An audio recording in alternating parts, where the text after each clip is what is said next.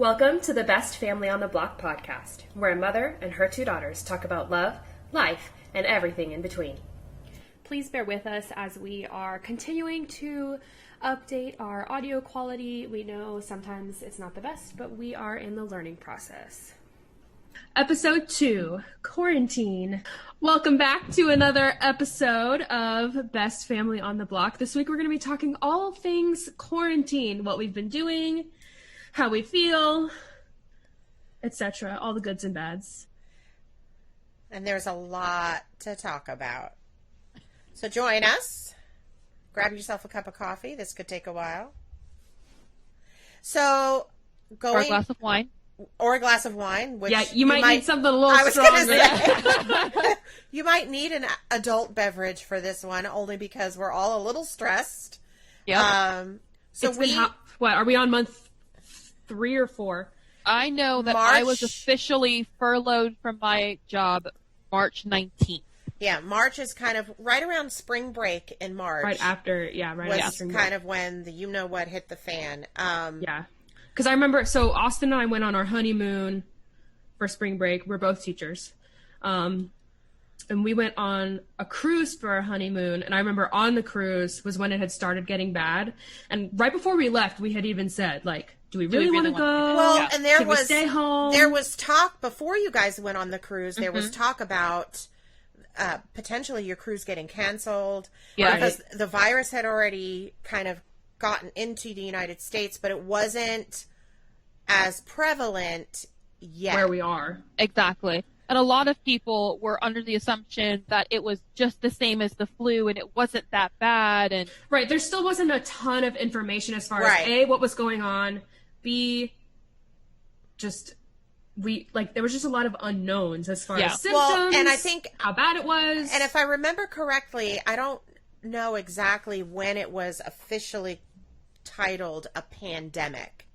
And I think it was right around that time, was March. Yeah, I think it was later March. Right. That's when school got canceled. Yeah. A lot of people were sent to work from home, or like Morgan, you were furloughed. So I work in healthcare, and we went into emergency preparedness, and most hospitals have this system where they have emergency preparedness. And so our hospital was very, very well prepared. And one thing that they had talked about at my job is that, as far as dealing with infectious disease and different things like that, this is something that we do on a regular basis. We're a hospital. We deal with infectious things all the time. And so for us, in the beginning, we treated it pretty much no different. Right. But as more research came out and as more cases started being discovered, that's when things got a little bit hairy, and we set up what they call incident command, and they were encouraging those that could work from home to work from home. And then our state declared what they call a stay home, work safe order. And basically what that meant was that all businesses closed except for what they consider essential businesses. And fortunately for myself and my husband, we both work in, quote, essential fields. I work in healthcare, he's in construction. So we were able to continue going to work. Loran, you are a school teacher, and do you want to talk about a little bit about what they did? So my husband and I we are not in the same district, but we are both teachers. So we both did very different things throughout until the school year ended. And there was a lot of change as the school year went on. There was a lot of different communication as far as what we were supposed to do, what we weren't supposed to do. Things continuously changed. And I think a lot of people were really frustrated. Not just parents, but teachers were also very frustrated with what was going on, because it wasn't just coming from the districts. Like, this was coming from the state. The state was coming out and saying, okay, you have to provide this, this, and this for every student. You have to be on call. You have to do different things. So well, and it felt like it was changing, like hour by hour. Every week. It would change. Right. It was So different. I felt like almost every Friday or so, we would get a new email or we would get new communication every week with, okay, so this week we're going to start doing this. Oh, scratch that. We're going to change it to something else. Oh, well, now we're adding this and this and this. And so it got to be a lot, and it got to be really stressful, not just for us, but for the students and parents as well. I mean, we were calling parents like twice a week, every single student.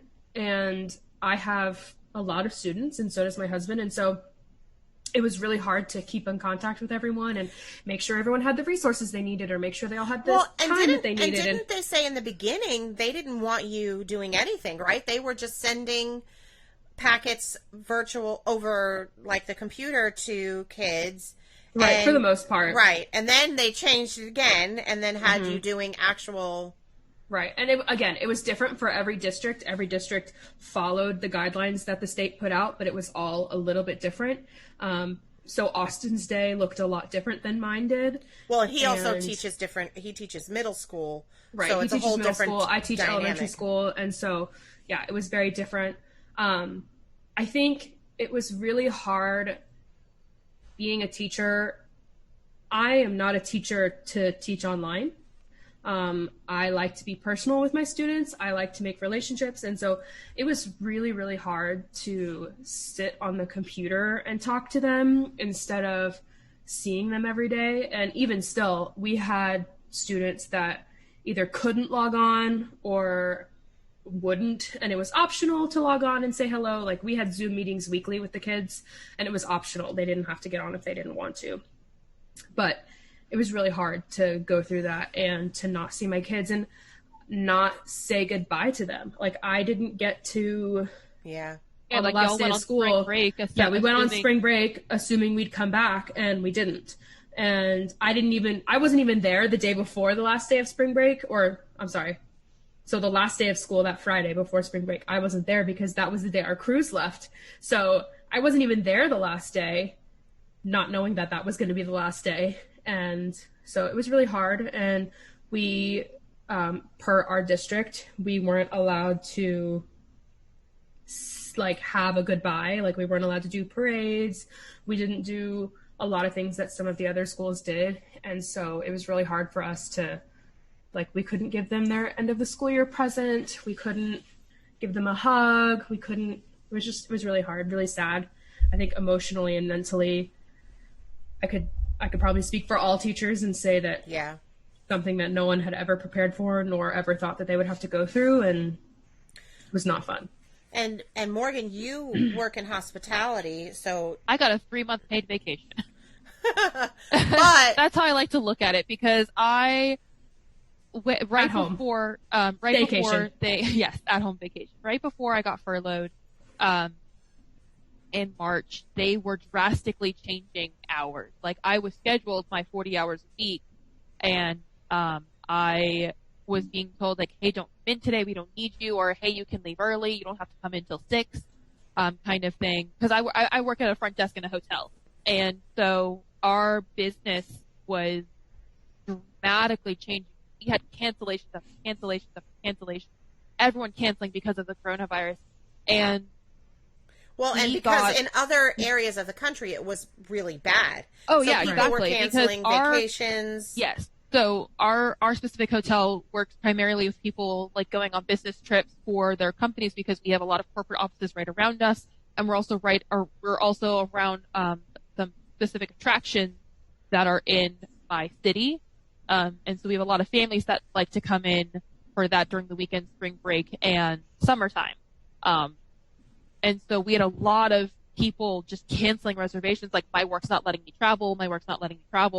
And because we were losing so much revenue because of that, we were basically told, like, no, you charge everyone. If they're not within the cancellation window, you charge everyone no matter what. And we were getting so much hate for it. We had people telling us, go to hell. I'm never going to come stay at your hotel again. People cursing at us. It was ridiculous. Yeah.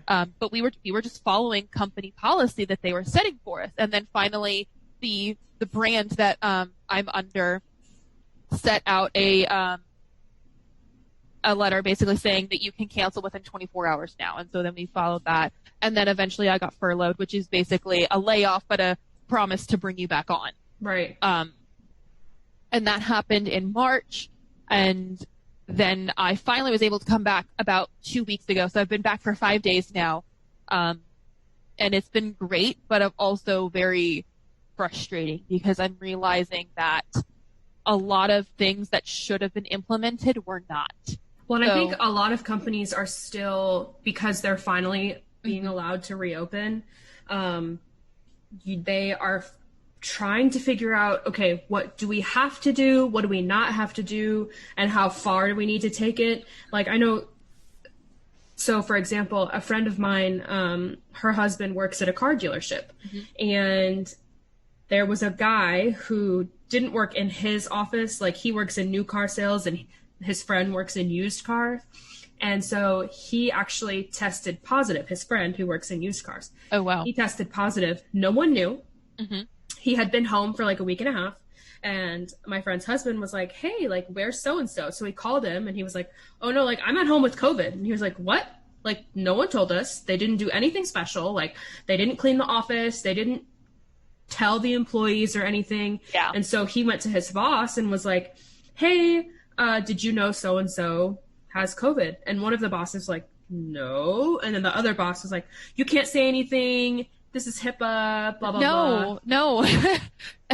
If they're supposed to shut down the facility and do like a deep clean. So I think they did that following Sunday because they're closed on Sundays. Yeah. But it was just my friend's husband was like, you can't keep this a secret. Like, your employees deserve to know. And exactly. I understand that HIPAA, like, you can't tell people's personal, like, you. But when it comes to like a patient global confidentiality, pandemic, right? So, for example, at school, like, when we have a student who comes in with lice or strep throat or something that's super contagious or pink eye, we send out a friendly letter just saying, there has been a case in our grade level. Like, we don't even say our class. We just say, there has been a case of whatever. Just wanted to let you know, please be mindful and check your students. And take the necessary precautions. Right. Take necessary precautions. And so it was weird for me to hear that, like, that their business didn't do anything. They didn't tell anyone. The other thing, too, is because of where we live, you know, the federal government kind of put it on the states to dictate how they mandated the different things. And then the states, well, our state specifically, sent it out to the specific counties and let each county make their own decisions. Well, the problem with that, though, then, is you have this county doing things this way and this county doing things this way. And so it wasn't until the state issued that, you know, the state issued the stay home, work safe order that things kind of like flattened, as they say, flattened the curve. And kind of. In our state, well, that was the problem. In our state, in the state of Texas, you know, working in healthcare, I was kind of like, oh, okay, we're doing pretty good. We didn't get it as bad as, like, at the time, New York had it really bad. Really bad. Yeah. And I thought, okay, we got off pretty good.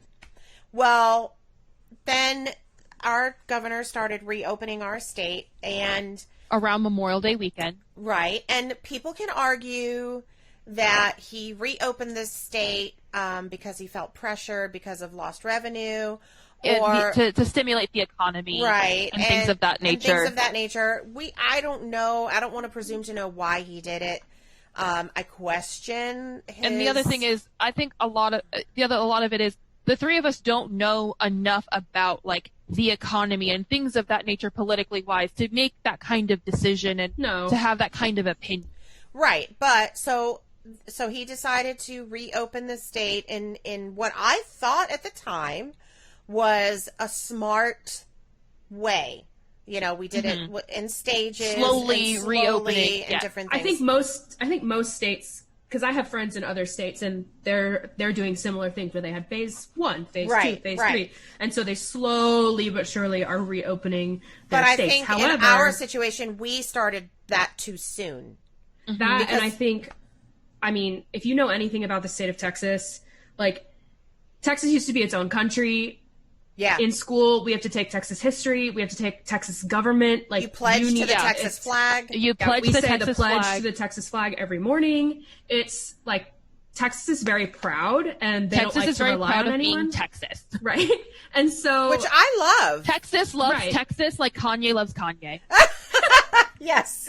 a lot of people took the state starting to open as, oh, okay, I can go back to normal life. So Yeah. they started going to restaurants and bars, and they started having parties, and they went to the river. And I'm going to be honest, like, my husband and I, we did some of those things. We went out to restaurants. We would go to a friend's houses. Same. And so we would be safe, but we would still be in close contact with people. And so I think for a lot of people, they didn't take it seriously, opening it slowly.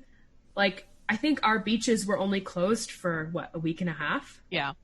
So, and as soon as they reopened the beaches, especially in Galveston, they had record numbers every weekend. They had 4th of July record numbers almost every Saturday. Well, which is and then crazy. we had Memorial Day weekend, Right. which brought all the crowds out, and then we had the protests because of George Floyd, and that didn't help. And then, so our state now is experiencing a severe spike. We're at a record-breaking high of new cases. Yes, Right. So and they're saying we're that worse.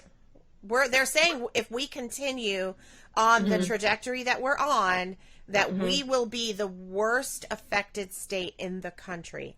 Whereas up until this point, New York has of held that. Texas wasn't that bad. It was like California and New York, and now Texas is if you look at the trouble. Like the levels in which they have kind of the severity of the virus. So level 4 being minimal, 3 moderate, 2 significant, 1 severe. Yesterday we all got a official notice or notification on our phones saying that we are now at a level 1 severe, which means stay home. But again, this is the crazy thing about Texas. So our governor, again, delegated the decision-making to the specific counties. Right. And so that order that came out yesterday about the stay home, stay safe, we're level 1 severe, was only for Harris County, which is the county that we live in. So the problem with that is Harris County is in this, work safe, stay home order. But that only affects the people that live and work within Harris County. Now, if you live or work in another county, so for example, I live in Harris County, but I work in a different county. So it hasn't affected me. I still have to go to work, which doesn't matter anyway because I'm considered essential and I was able to work throughout this whole process. But bars and restaurants and different things like that are outside of Harris County are not having to follow the same rules that Harris County is. Now, Governor Abbott did close down the bars effective and restaurants are on back Friday. to 50% capacity. And restaurants are back to 50%. So that is helping. And then they've made hospitals within, I think, 2 or 3 counties reduce their elective procedures to accommodate space. Now, I can say, where at my work, we have seen a significant rise in COVID cases. And what they're seeing is that a lot of these people that are being infected with COVID and needing to be hospitalized, which is different now than it was before, is they're all a lot younger, which, I was talking to a physician and they were saying that, what they see about that is these are the people that were hanging out at the bars and, doing these big parties on Memorial Day weekend and things like that. And that is why we're seeing a lot of these cases that are younger. The good thing about that is these younger people that are getting infected are being discharged from hospitals quicker. they have a stronger immune system than the elderly community. They're not getting as sick, but our numbers are still going up. So exactly. What's concerning about this is now, so Loran and her husband have made the decision that they are going to literally stay home, work safe type of situation. They're not going anywhere. She won't even come over and visit. And they are going to have their groceries delivered. Like, they're trying to just, like, not even leave the house. Except for Starbucks. But that's drive-through. That's no, I know. Yeah, drive-through is different because they have precautions, and you're not touching them as often, and they have masks on, and or touching things in the store. Exactly. Right. No, I was being sarcastic, but I wonder how much longer, because I don't see this going away anytime soon. Like, I don't know. No. So with Andrew's work, they told them, like, expect this, like, because they had a specific change in how they're operating. And they said, like, expect this to last for the next 18 to 24 months. Same. Like, they're expecting this to last for the next 2 years because it's the second wave that they're expecting. Yep. And we're saying everything. that too. This is a 2-year process. So this whole masks being required in the stores and, all, like, I have to wear a mask at work.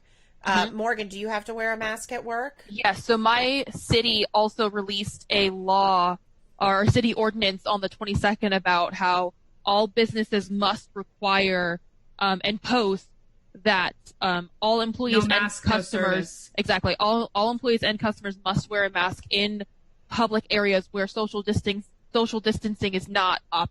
Yeah. So for us in our lobby area, you have to wear masks. If you're outside and you're at the pool area, which they opened Memorial Day weekend as a kind of like, hey, the state's open. It's Memorial Day weekend. You want to open the pools? Sure.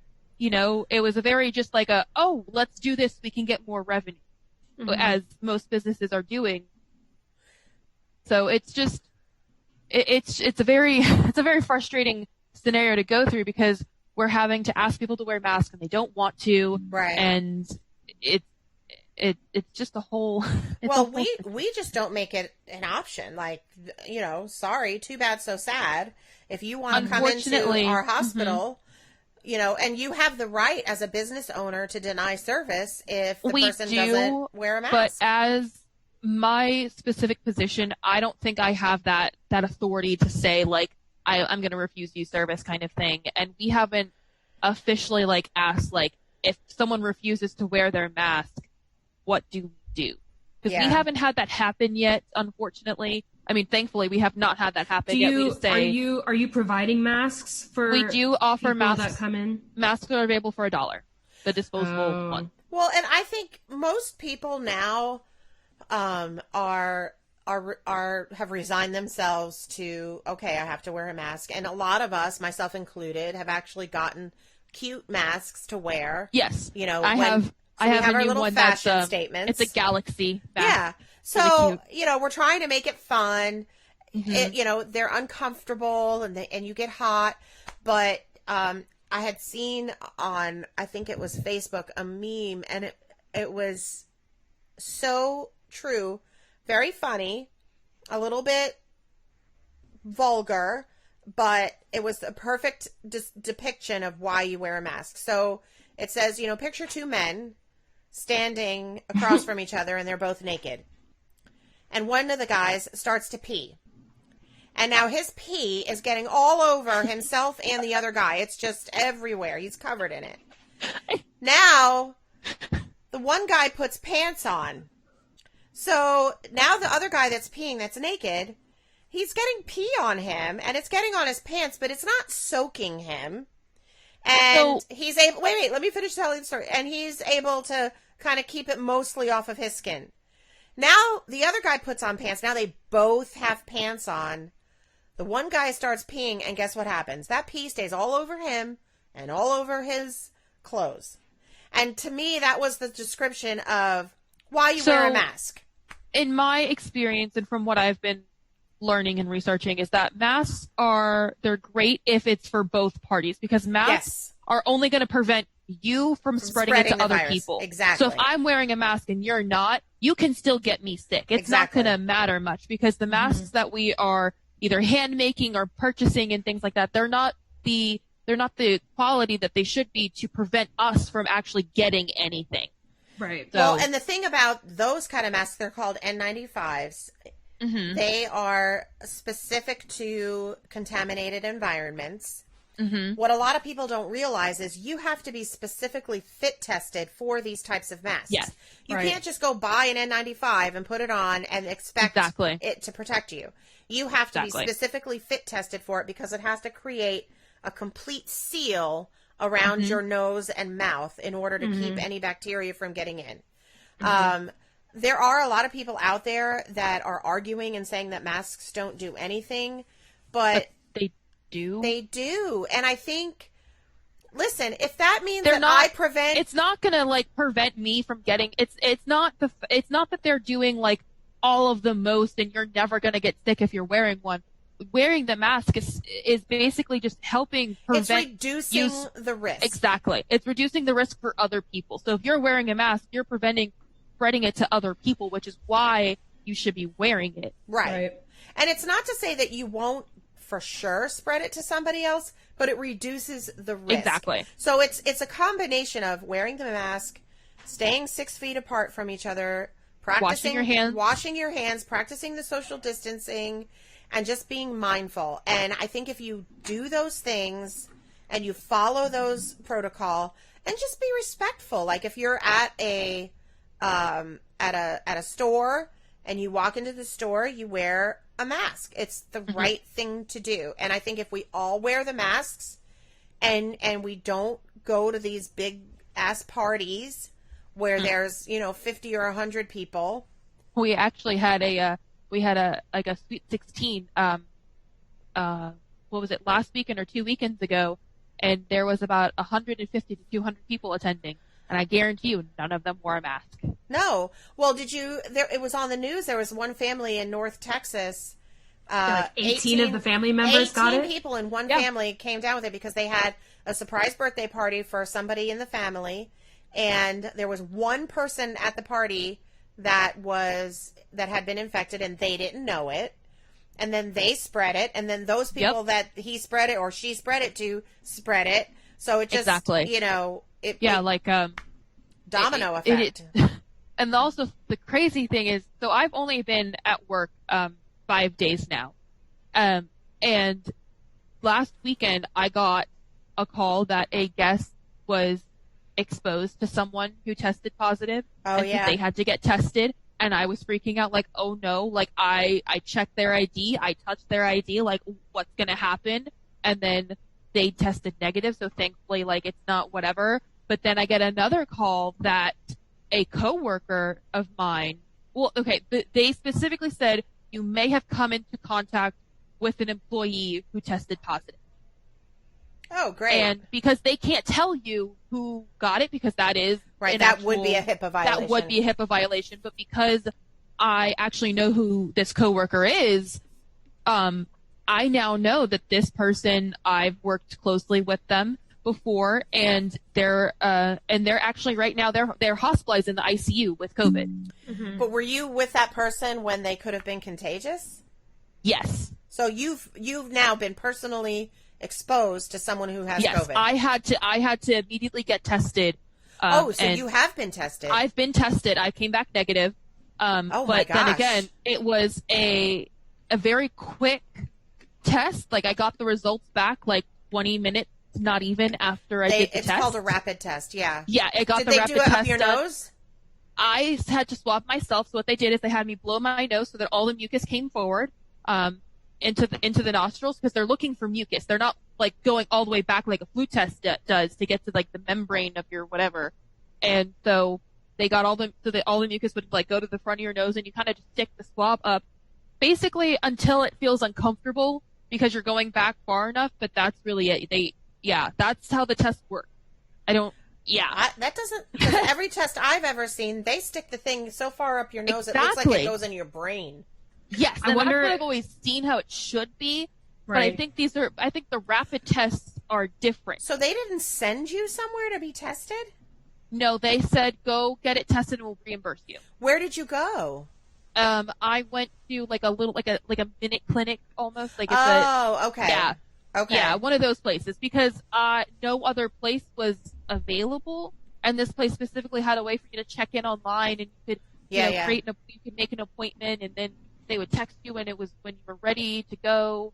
Oh my gosh. And things of that nature. So it was easier, but it was terrifying because it's like, oh no, like they're in the ICU. Like, then again, I only was around them for not even 5 minutes. Thankfully. Well, and I think like we had said, if you're practicing proper hand hygiene, washing your hands, and they say that washing your hands with soap and water is the best way. Yeah. Hand sanitizer works, but what I was told, and I don't know how true this is, and somebody could, maybe let us know. I had heard that hand sanitizer doesn't kill the virus. What it does is it kind of like suffocates the virus a little bit, and it like puts it in a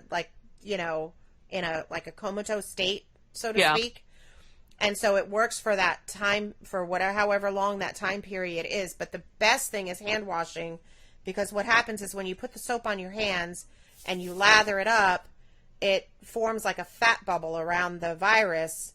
And then when you rinse your hands, it actually rinses it off your hands. Mm-hmm. And so that's why they say, really washing your hands is the best thing. But, do you guys like wipe down the counters and like? We do, but that's because this is my issue with how my place of work is handling this. So you go to a gas station, you go to your grocery store, and they have these plexiglass shields in front of everybody.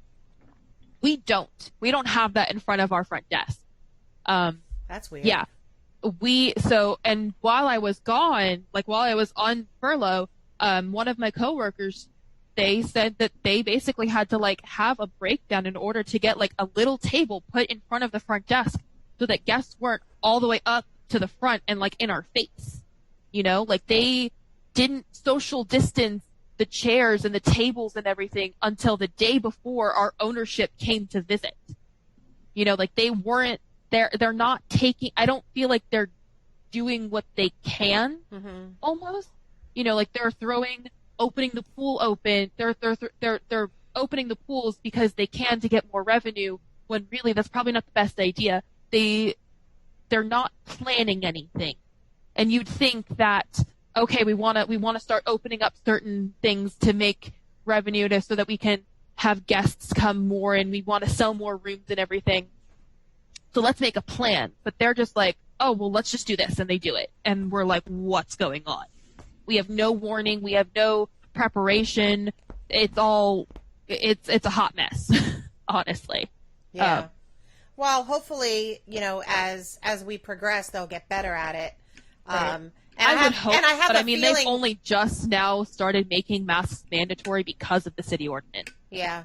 Well, I mean, I said, there are certain counties here where I live that are not requiring that. So I think, but for me personally, I feel like they should have done that prior. They should have made it mandatory before to like help reduce like us getting it, because we're high risk of being contaminated because guests aren't always wearing masks and they're coming up to the front desk and they're giving us their like IDs and credit cards and things like that. And we cannot, I mean, obviously, since now that I had to get tested, I'm like, I'm not touching anybody's ID anymore. Right. Like, you can hold it up in front of me and I'll read off of it. You tell me where you live, whatever. Like, I'm not touching your stuff. Mm-hmm. I'm not touching you anymore. That's not happening. Gloves or anything? We do have gloves available if we wanted to use them, and we have hand sanitizer everywhere. Mm-hmm. But it's not like there's a specific plan in motion. It's kind of like, yeah, we were told we need to do this, so here you go. Right. Wow. So, moving on to similar subject, but also kind of different. So I know, Morgan, you were home for 3 months. Yes. This whole time, basically, and so were me and my husband. What have you been doing during quarantine to keep yourself occupied? So, the first month, we renovated our bathroom, our master bath. the first like month and a half we did that, and then after that we kind of did nothing. I watched I watched TV shows, I watched YouTube videos, I played a whole bunch of Animal Crossing and Pokemon and just a lot. And thankfully, my husband's office is upstairs and I do everything downstairs in the living room, so we're kind of separate the majority of the time, so we didn't have that whole like, oh my god, you're annoying, get out of my face kind of thing like other couples have unfortunately had to deal with. Well, they say a lot of this, the quarantine time, it's like it's either going to make a marriage or break a marriage. Exactly. And so what about you, Loran, being newlyweds? I bet you guys had a lot of fun. It's definitely, I don't know how to explain it. It has not been bad at all. We really haven't gotten sick of each other. And I think part of it is because we are newlyweds. We're still in that like, oh my gosh, I love you kind of phase. We're in that honeymoon. Nauseating. I wouldn't say nauseating. Everyone else. We're still in that phase of our marriage. And so it's also been good for us because when we come to problems or arguments or disagreements, because we're home all the time, like we can't leave. We can't we can't escape from each other. So it forces us to talk, it forces us to communicate, and it forces us to deal with things as they're happening and not let things stew over time. So it's definitely taught us a lot about ourselves and about our marriage and our relationship, which I think has been a good thing. Yeah. My husband is very much a gamer, so he's been playing a lot of video games. So is mine. I have also played too much Animal Crossing and The Sims. Yep. But I don't have anything else to do.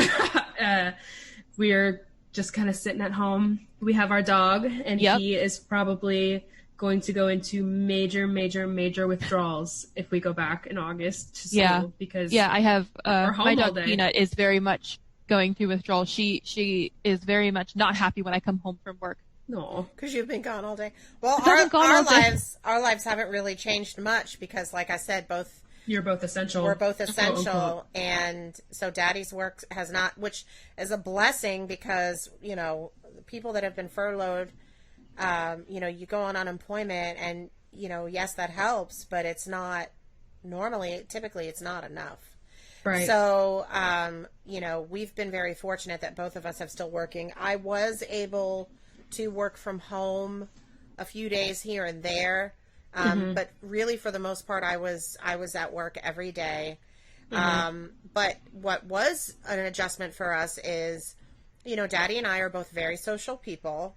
I was going to say, so are Austin and I. Yeah. And we like to go out on the weekends. There's a bar that we like to go to that's near our house, and we like to go see live music, and we go with friends. So we have not been able to do that at all. So that's been hard, and we haven't really been able to get together with friends. We haven't been able to go to church. Church is online. Like everything is canceled, and we have one group of friends, one couple that we're friends with, where we started and Loran and Austin were coming. A Friday night driveway party.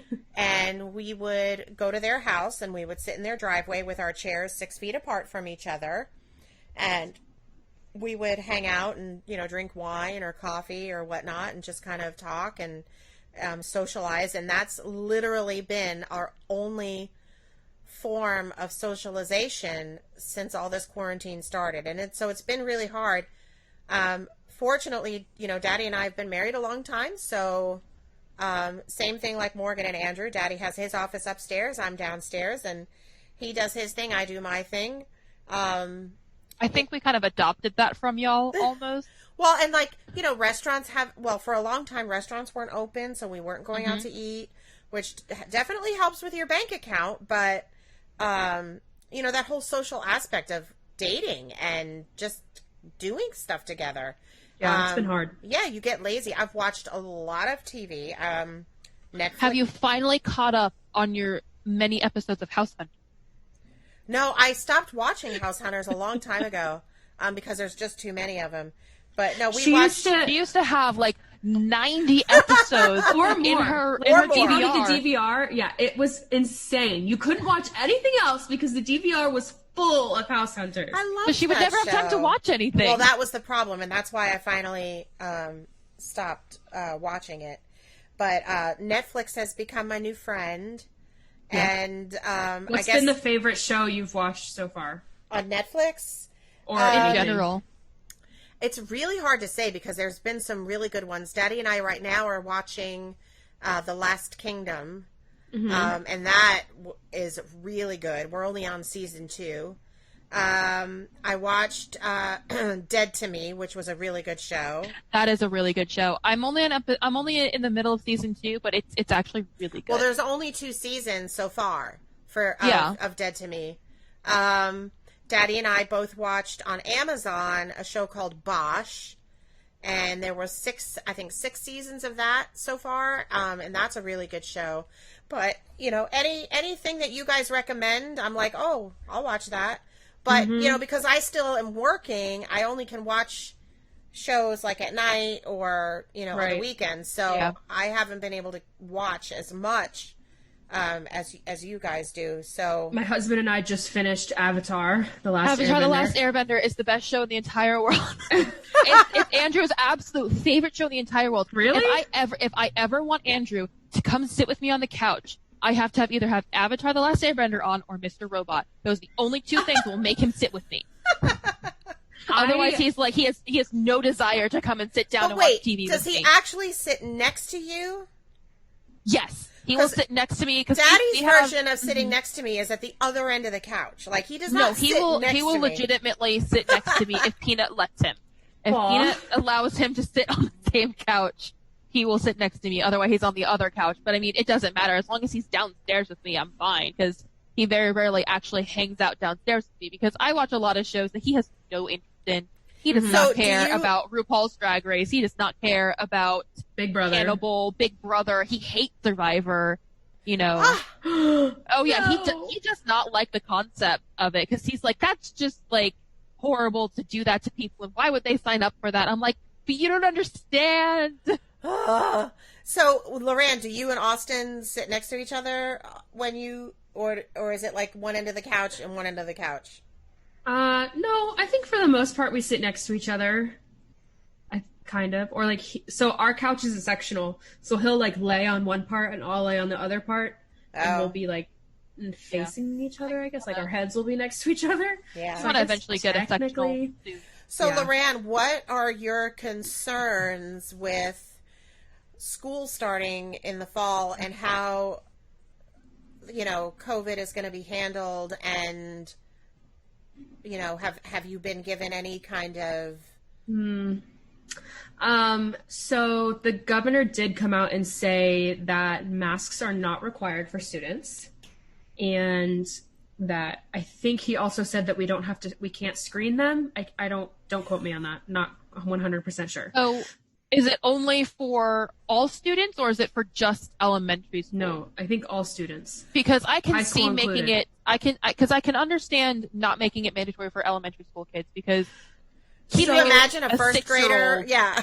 Yeah, with a mask the on. problem with requiring masks, I see both sides, right? I see that students and adults in general, everyone should wear a mask because of the preventatives, right? You want to try and prevent as many people as possible from getting sick. Totally get that. However, what about all of the students that are hearing impaired? Exactly. Hey, read your lips, Yes. right? We can't provide clear masks to everyone. Right. That's expensive. Or ask parents to bring clear masks.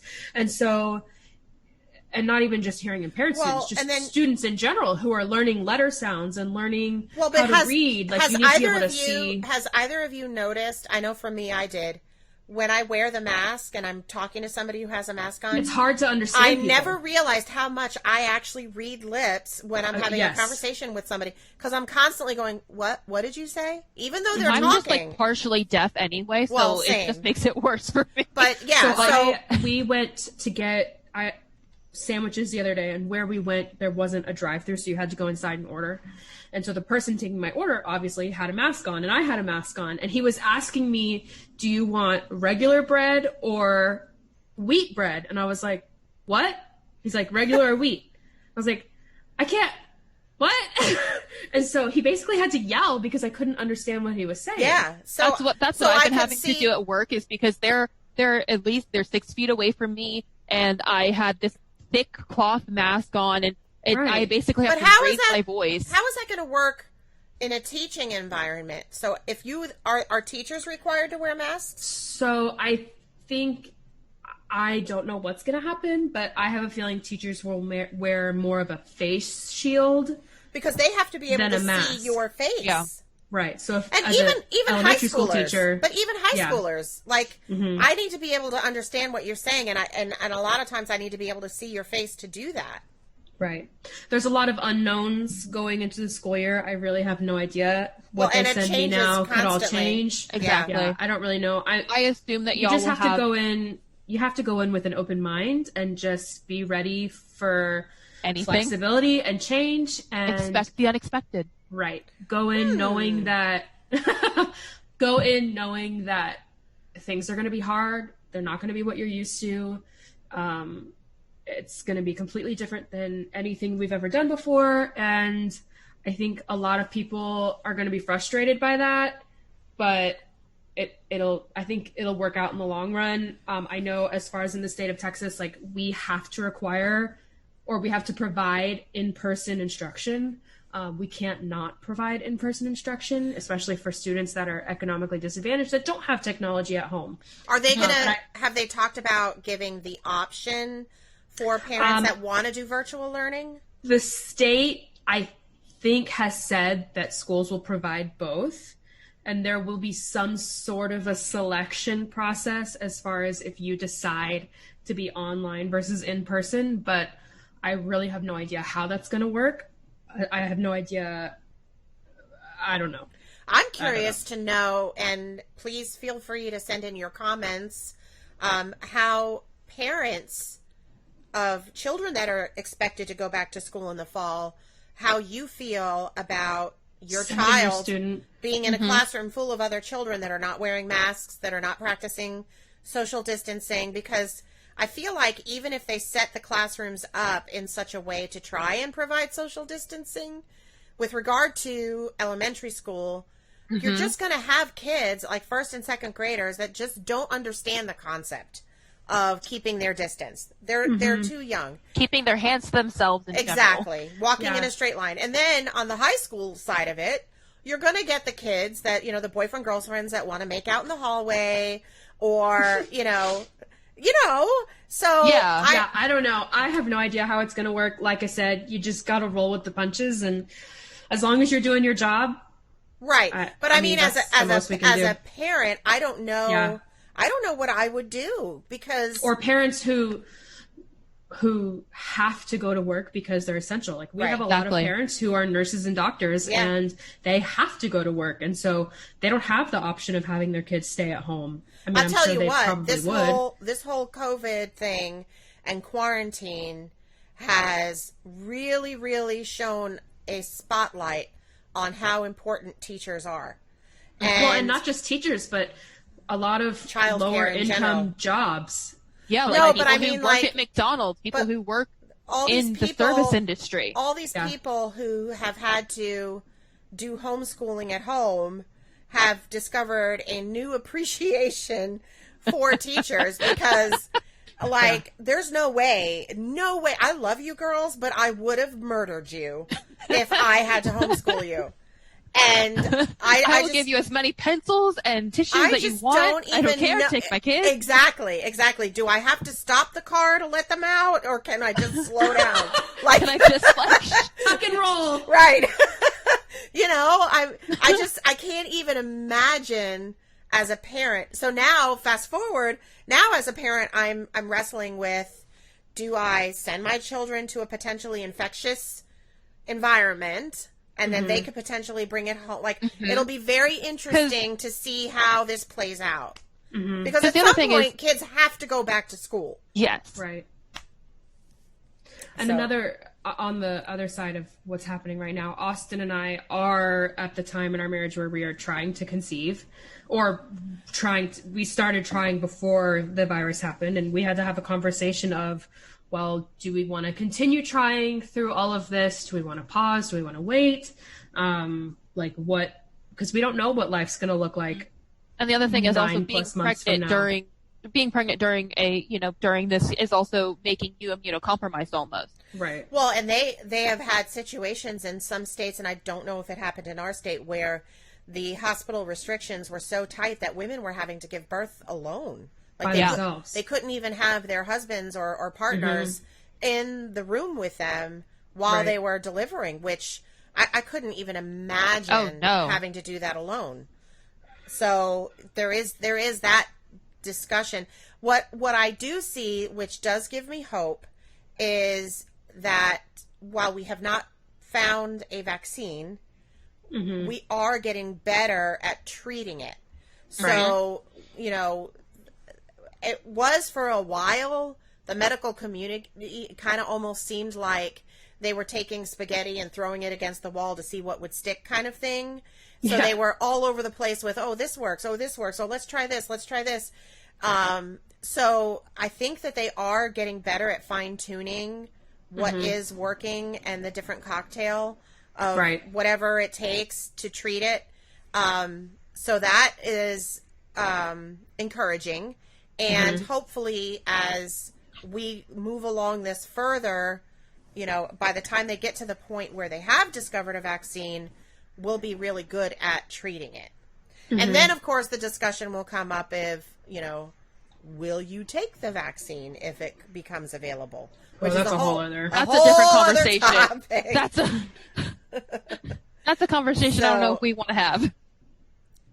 Yeah, it's hard because, so like we said earlier, Austin and I have decided to really just kind of, we're home. Right. We're not socializing anymore. We're not going to the store. Like, we're ordering everything online. And it's hard because we had this conversation last night or the night before. And we said, it's really hard that, yes, the two of us have decided to do this. But think about all of the other people that are like, oh, well, I don't want to be home anymore. I'm tired. I'm exhausted of being at home. I'm sick and tired of being stuck in the house. And we totally get that. However... And that's why we have the second wave. Right. Because and people it's got hard tired because of being at home. Right. It's hard because we're making the decision to stay at home, but so many people aren't. Like me. And a lot of people don't have that choice. Right. They have to go to work. So the way I am approaching it, and look, I am definitely one of those people that is guilty of, I'm still socializing with the same people I was socializing with on Friday nights. We are cautious. We don't, but I go to work every day and I'm coming into contact with people every day. I don't have the luxury like you're you also and your being husband. Screened every day and your temperature's being taken every day. And... But the thing about that though, that I don't know. So the thing about that is, yes, they take my temperature every day, but that doesn't mean I'm not contagious. Oh yeah, I know. Symptomatic, you could. Yeah, there's no guarantee that I don't already have the virus and I'm just asymptomatic and I potentially could be spreading it, or somebody could be spreading it to me. There's no guarantee. And so that's kind of how I look at it. Am I going to go out and party and go to like some big celebration and where there's a lot of people? Absolutely not. But I am going to... I mean, you're keeping your social circle, you're what, less than 6 people? Less than 6 people. Yeah. We're keeping it very, very tight. Exactly. And it's the same people that every time. You know what I mean? It's not exactly and we're careful.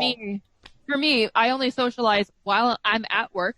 Yeah. With my coworkers, and then before I was going to work, I had my one friend that I was hanging out with, but we only hung out like outside. We were wearing masks because she is immunocompromised. Yeah. And we were being very cautious and everything. But then since I started going back to work, I'm like, hey, for your safety, because I know that you could you could get this easier than I can. Right. Like, let's not hang out for a minute or two. Mm-hmm. Yeah. Yeah. So we would love to know what you guys are doing during quarantine. What's keeping you occupied? Do you have shows that you recommend that we watch? Because or games? We've run out of options. Yes, or games. Yes. 2-person games preferably, because we can't get together. We actually one time tried like an online board game thing. It did not work. It's definitely not the same. We tried to play a board game online with our friends and it crashed and burned. But so if you have any suggestions, we'd love to know. And what your thoughts are, how your family is handling the quarantine and what you're doing to alleviate the boredom and what your expectations are for the future. Yep. So, all right. Well, thank you. And we will see you on our next podcast, and we look forward to it. Thank you. Be sure to like, subscribe, follow. If you would like to send us any suggestions on what we should talk about, email us at bestfamilyontheblock@gmail.com. And we'll see you next time.